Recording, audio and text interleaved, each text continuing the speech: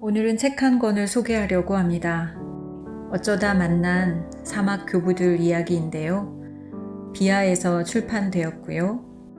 저에겐 익숙하지 않았고요. 그 익숙하지 않고 낯선 것 때문에 이끌렸습니다.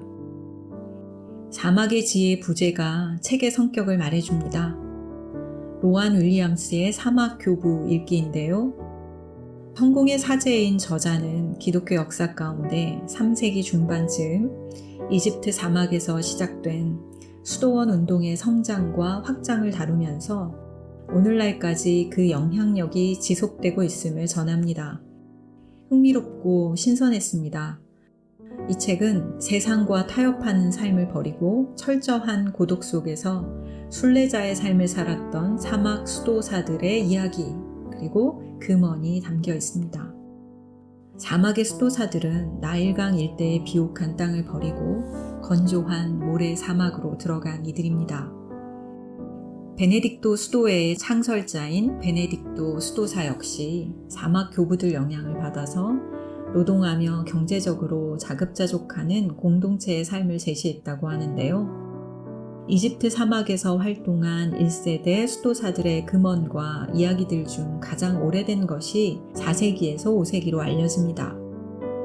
저자는 사막 교부들 문헌을 살피는 것이 온갖 지뢰들이 매설된 땅 위를 걷는 것 같다고 말합니다.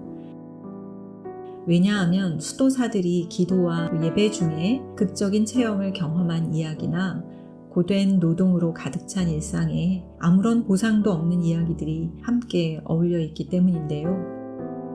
획일화되지 않은 다양한 수도사들의 관점과 규율들이 존중되고 또 적절하게 배양되어서 다양하게 활용되었던 것 같습니다.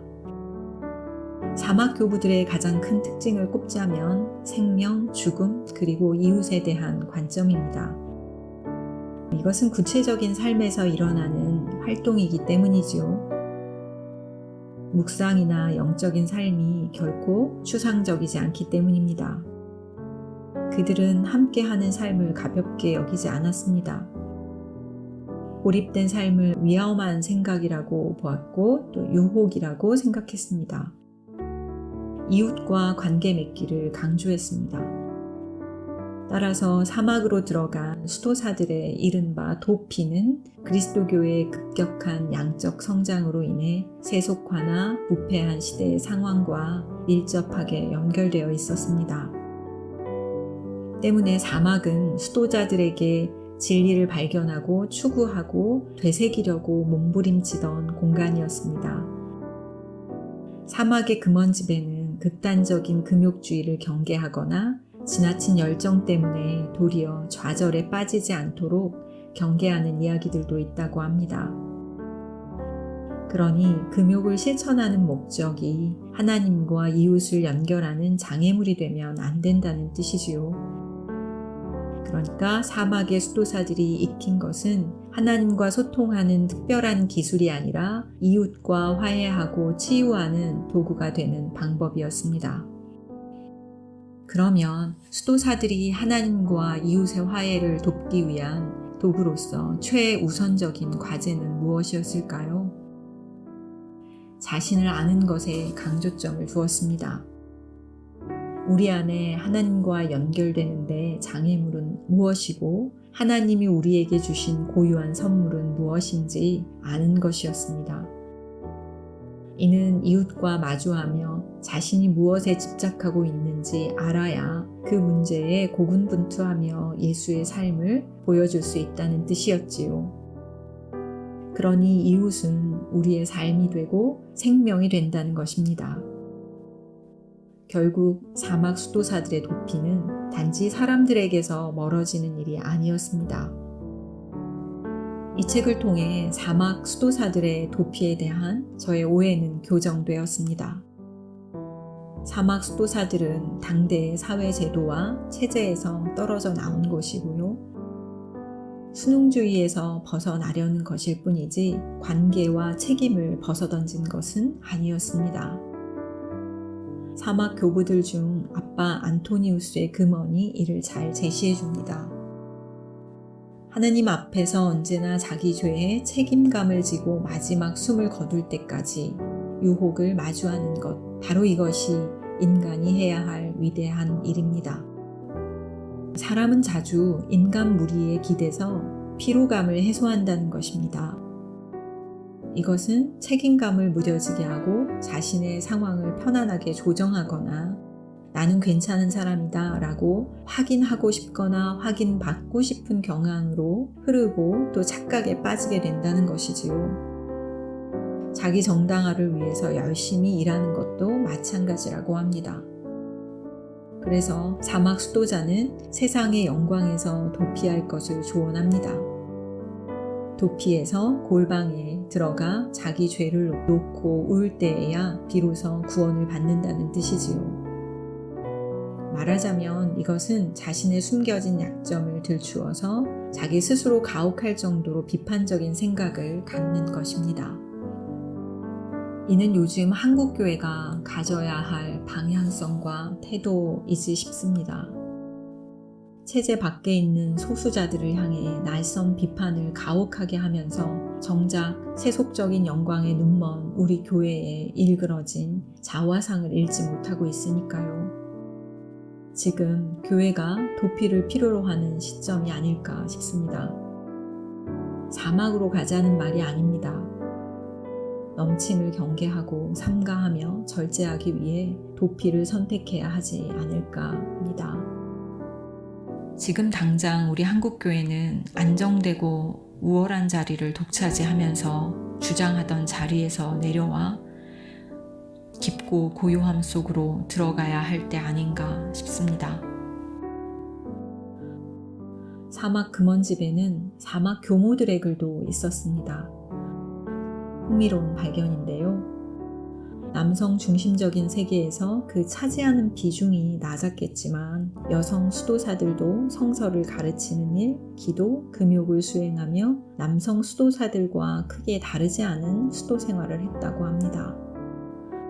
4세기 후반 니사의 그레고리우스가 여성 수도사 성 마크리나에게 선생님이라고 불렀다는 사실은 놀랍기도 했습니다. 그럼에도 이야기의 전통은 남성 중심적일 수밖에 없었던 한계는 아쉽습니다.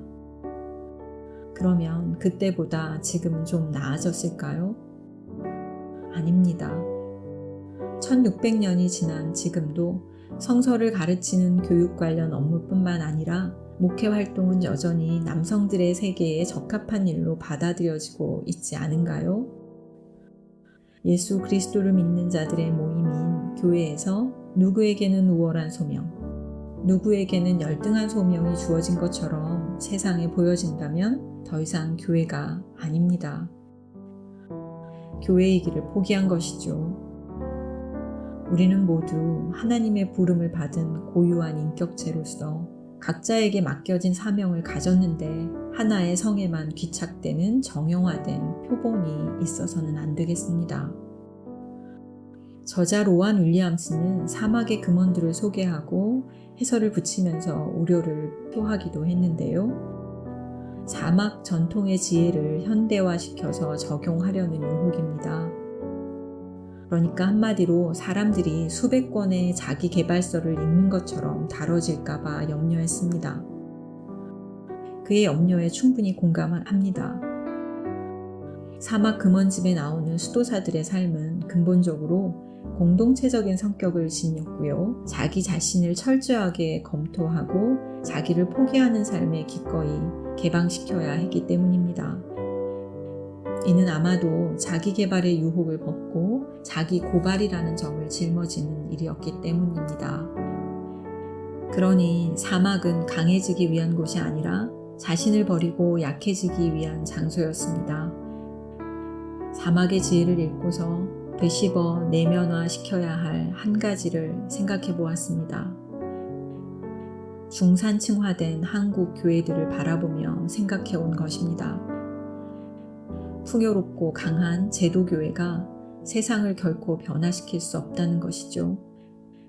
교회가 낯선 타자를 향한 환대와 이웃과 함께하는 삶을 빚어내지 못한다면 더 이상 교회가 아니겠다 싶습니다. 획일화된 제도 안에 진실과 진리를 가둘 수 없습니다. 예배당 건물과 담임 목회자의 화려한 스펙을 나열하며 광고하는 것을 전도라고 착각하는 우리 시대의 교회는 진정한 교회가 아닐 테니까요. 참 교회이기를 포기한 것입니다. 사막 교부들의 지혜를 따라 우리의 교회가 강한 속물적 욕망을 벗고 약해지는 것이 가능할까 싶지만 그렇다고 아주 희망을 꺾어버릴 수는 없습니다. 지금도 낮은 자리에서 나지막이 예수 그리스도의 모범을 따라 한 사람의 존귀함을 일깨우면서 평화의 가치를 심는 소수의 교회들이 있으니까요. 그리고 부디 그 행렬에서 이탈하지 않기를 기도합니다.